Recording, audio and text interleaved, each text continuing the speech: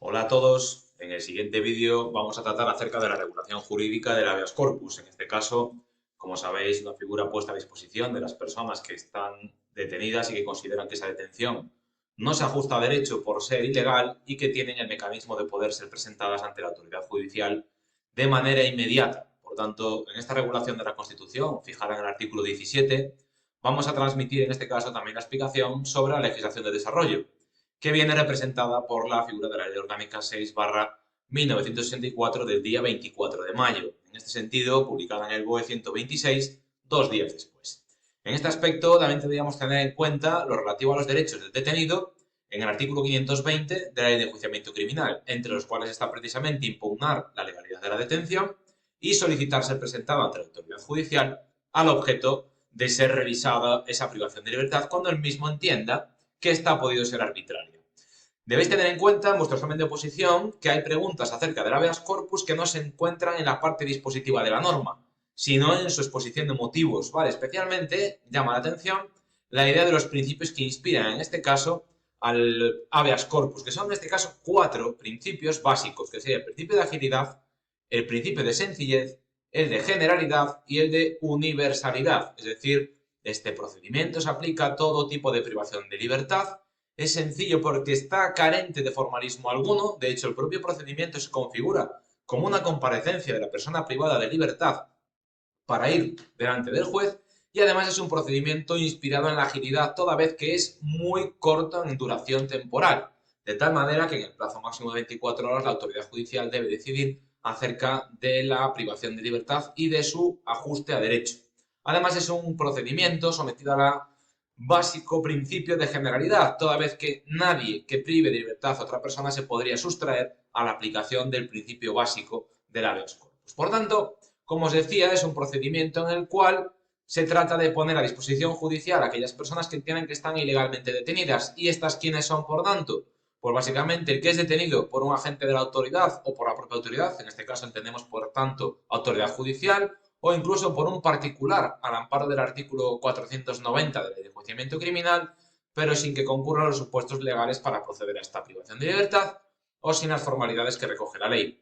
También se considera detenido ilegalmente, en este caso, a una persona que está ilícitamente internada en cualquier lugar o también a una persona que está privada de libertad por un tiempo superior al que permite la norma sin ser presentada ante la autoridad judicial o puesto en libertad, que es lo que recoge el artículo 17 de la Constitución.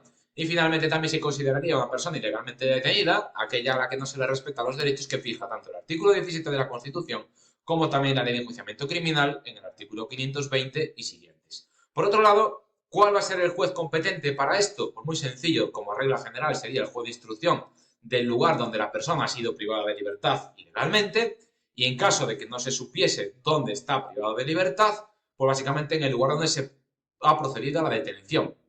En defecto de este segundo criterio, hablaríamos de aquel lugar donde se haya producido la noticia criminis, es decir, las últimas noticias acerca del paradero del detenido.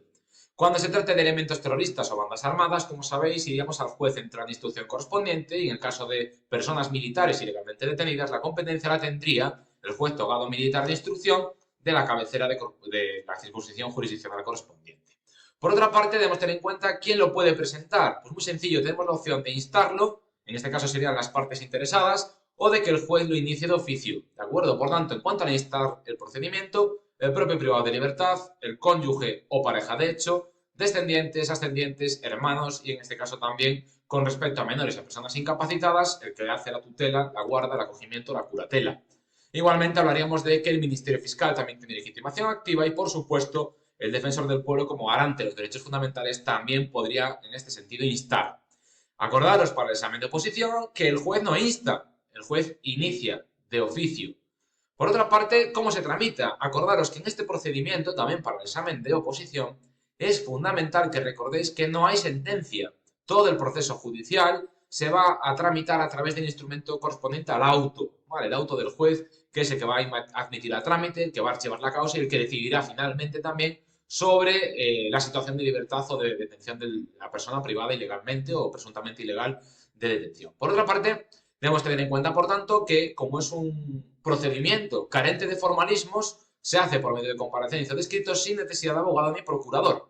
En este escrito que va a constar el nombre y circunstancias de quien lo solicita, el lugar donde pudiera estar privado de libertad la persona y el motivo en el que se fundamenta en este caso la privación de libertad, en este caso ilegal, y por lo tanto que da pie a solicitar el habeas corpus. Por otra parte, en cuanto a lo que son las personas que habitualmente van a proceder a la detención de los sujetos por la comisión de un hecho delictivo, que serían las fuerzas y cuerpos de seguridad, una vez que el sujeto detenido solicita el habeas corpus, evidentemente la obligación es el ponerlo de manera inmediata en conocimiento del juez competente para que éste decida. En caso de que esto no suceda, ¿cuál va a ser el problema? Pues la consecuencia jurídica va a ser que incurrirá en hecho delictivo constitutivo de detención ilegal, en este sentido, pues por prolongar la detención más allá de lo necesario o por no respetar los derechos o por cualquier otra causa de las que recoge el artículo 530 del Código Penal. ¿Cómo es la fase del procedimiento? Como os decía, la figura clave es el auto y el auto se va a dar en este sentido cuando es presentado el detenido con lo que es la solicitud mediante escrito o comparecencia del proceso judicial del habeas corpus y mediante auto lo que va a hacer es decidir en este sentido o bien incoar el procedimiento o denegar la solicitud del habeas corpus entendiendo pues que no ha lugar. El auto por el cual el juez hace alguna de estas dos cuestiones no es susceptible de recurso. Importante. ¿Qué ocurre si incoa el procedimiento el juez? Pues muy sencillo. Se va a solicitar que las fuerzas y cuerpos de seguridad de la persona que ha procedido a la detención del delincuente lo ponga de manera inmediata a su disposición y celebrará una vistilla, una audiencia previa, en la que va a escuchar al propio privado de libertad, al abogado si lo tuviere o lo quisiera designar, en este caso, que además debería representarle toda vez que los derechos del detenido le asisten a ir acompañado del abogado, también a la fiscalía y, por supuesto, también escuchará a quien ha practicado la detención. Se admiten las pruebas correspondientes, sean testificales, sean documentales o cualquier otro medio válido en derecho, y una vez celebrada esta audiencia previa en el plazo máximo de 24 horas, tienen que practicarse todas las actuaciones para poder dictar la correspondiente resolución. Esto parece obvio, si la detención puede durar como máximo 3 días o 72 horas, no podemos dilatar más el procedimiento de lo que duraría la propia privación de libertad. Por ese motivo se pone un plazo perentorio de 24 horas. ¿Cómo termina el procedimiento del habeas corpus? Pues como decimos, termina en este caso con un auto, nunca con una sentencia. ¿Y qué puede ocurrir aquí? Pues que le den la razón al detenido o que no. Si desestima, pues automáticamente las actuaciones quedarían archivadas y por lo tanto no ha lugar a ese habeas corpus. Es decir, en este sentido, la detención sería acorde a derecho y continuaría en este caso, pues, la privación de libertad hasta el momento en que la autoridad judicial decida verlo acerca de su situación procesal. Y luego, si ocurre lo contrario, en este caso la autoridad judicial estima que el privado de libertad efectivamente ha sido privado ilegalmente de esta, pues tiene diferentes opciones, en concreto 3 opciones distintas. La primera, ponerlo en libertad, si la detención fue ilegal. En segundo caso, que continúe con la privación de libertad, pero en un sitio distinto o bajo la custodia de personas diferentes. Y en tercer lugar, pues que de manera inmediata quede a disposición judicial si ya pasaron esas 72 horas y la impugnación de la privación de la libertad es por motivo de infracción de los plazos legales, ¿vale? Por lo tanto, en cualquiera de estas 3 ocasiones, el juez, mediante auto, va a resolver el procedimiento. Junto con la desestimación, también tenemos que tener en cuenta que muchas veces los detenidos, al objeto de evitar la estancia en calabozos, pueden presentar una solicitud de habeas corpus fundamentada en hechos falsos y, por lo tanto, en este sentido, incurriría el detenido en la denuncia falsa o en la simulación de un delito, toda vez que estaría acusando a las personas que eran privadas de libertad de un delito de detención ilegal manifiestamente falso. Pero la persona que priva de libertad a otra de manera ilegal también incurriría, en este sentido, en delito y, por lo tanto, si el juez estimase la pretensión del detenido, evidentemente abriría una pieza separada para perseguir, en este caso, el delito que pudieran cometer las fuerzas y cuerpos de seguridad o el particular que actuó en el ejercicio del artículo 490 de la Ley de Enjuiciamiento Criminal. En el caso de que el detenido presentase manifiestamente la denuncia falsa, habría que decir también que las costas procesales van a ser ¿para quién?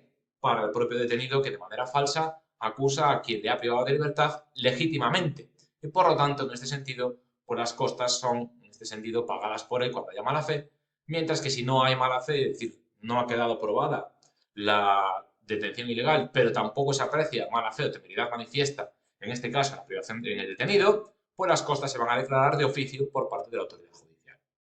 Por tanto, no deja de ser el procedimiento de habeas corpus un procedimiento ágil, un procedimiento universal, de generalidad y ausente de formalismos para garantizar que cualquier privación de libertad en España goce de las garantías necesarias en un Estado democrático y, por lo tanto, regula una norma del año 84 con rango de ley orgánica, como no podía ser de otra manera, a lo largo de 9 artículos, que espero que en este sentido os haya resultado lo más útil posible en vuestro estudio y recordad que de aquí, en los exámenes de fuerzas y cuerpos de seguridad del Estado, es imposible que no os pongan por lo menos una o dos preguntas en el examen, ¿de acuerdo? Así que espero que el vídeo os haya sido útil y, por favor, si os ha gustado, ya sabéis, le dais ahí a un me gusta y aquellos que no lo hayáis hecho, suscribíos a mi canal, ¿de acuerdo? Rescate Opositor y aquí os vamos a seguir viendo. Un saludo.